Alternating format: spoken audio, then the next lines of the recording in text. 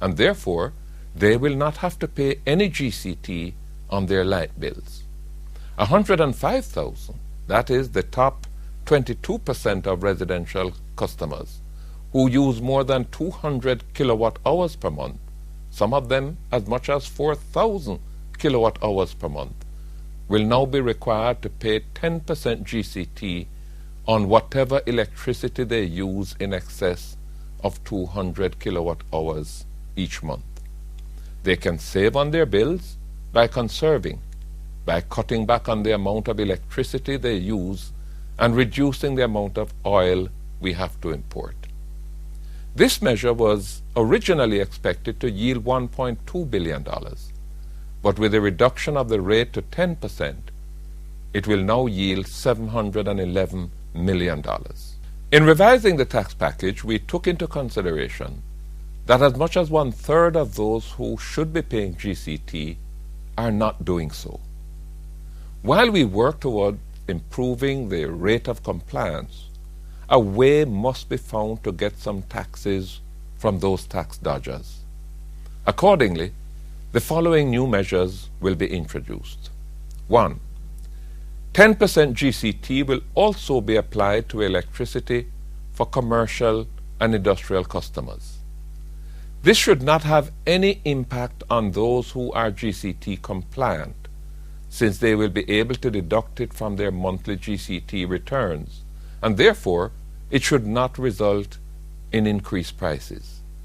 It is those who are not filing GCT returns who will now have to pay something through the 10% GCT that they will now be charged on electricity. This is expected to yield $742 million. Government accounts such as government offices, government agencies, schools, hospitals, and clinics will be exempt. A special waiver will be provided for private hospitals and schools which are exempt from GCT and would not be able to claim it back. 2. Importers pay GCT on the goods they import. When they sell those goods, they charge GCT which should be paid over to the government minus the GCT they paid at customs. Many of them are pocketing the GCT and not paying it over to the government. Until we can bring them into the GCT net, we must collect something from them. We will therefore be introducing a 5% advanced GCT payment on all taxable goods imported. Those importers who file their GCT returns will be able to deduct it from their GCT payment, so it will have no impact on them or the prices they charge. Those who do not file their GCT returns will, however, be forced to pay something toward the revenues. This measure is expected to yield $2.9 billion. This advanced GCT payment will not apply to petroleum and capital goods, manufacturers who already enjoy deferment of GCT payments, goods that are zero rated or exempt from GCT, or ICIs who now pay an uplift charge in lieu of GCT. One of the concerns that have been expressed is the need to share the burden of the new taxes more equitably. To him that more is given, more must be expected. This is a sound argument. The suggestion has been made that since the banks are making such huge profits from the high interest rates they enjoy on government paper, we should impose a special tax on them. We have chosen not to do that for two compelling reasons. Firstly, a critical part of our strategy going forward is to reduce government expenditure. The biggest single item of government expenditure is the cost of interest. This year, our interest payments amount to $175 billion. We are near completion of a plan that will see a substantial reduction of the interest charges that the government has to pay on the instruments that are held by the banks. to impose a tax on that interest at this time would jeopardize the success of that plan. What we are expecting to save on the interest payments that government has to make is way above what we would get from any special tax on them.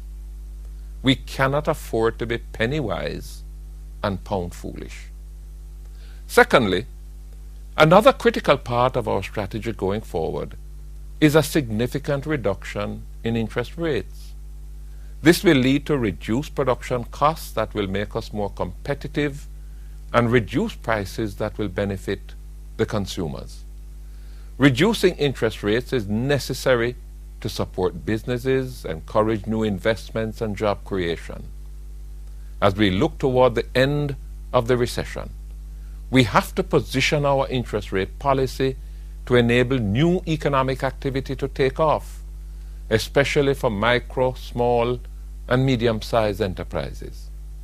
If interest rates remain high, businesses will still be held back even after the recession has passed.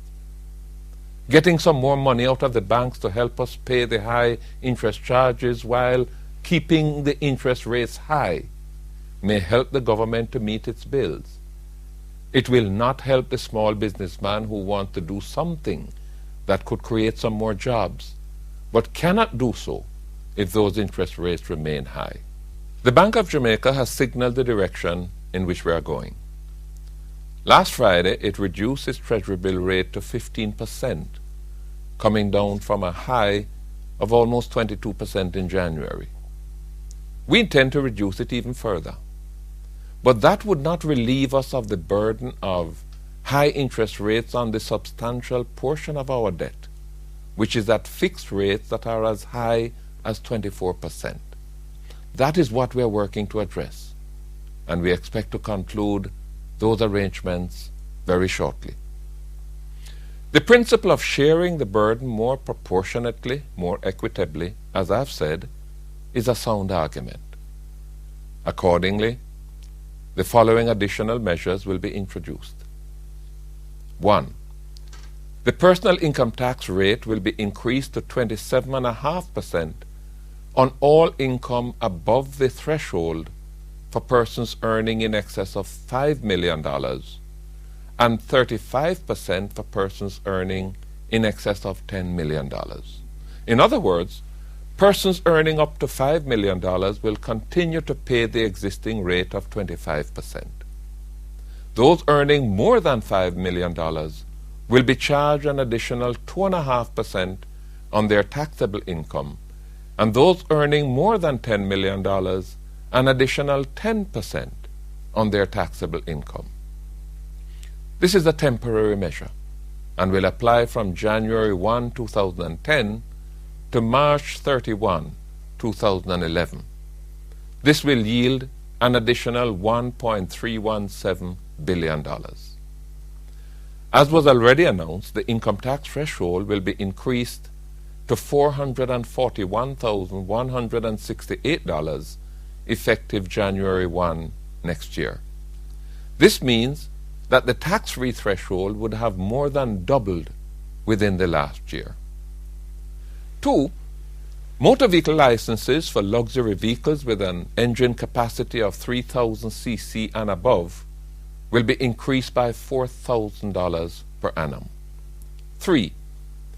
Additional tax rates ranging between 20% and 25% will be applied to certain luxury goods such as jewelry, television sets exceeding 32 inches, shotguns and shotgun cartridges, jet skis, and pleasure boats. These two measures will yield an additional $542 million. Let me recap the measures to provide the additional revenue which we need. The increase of GCT rate from 16.5 to 17.5% will produce additional revenue of $3.6 billion. The 15% ad valorem tax on petroleum, $9.4 billion. The SCT increase on cigarettes, $1.4 billion. The revised 10% GCT on tourism-related services, $1.2 billion.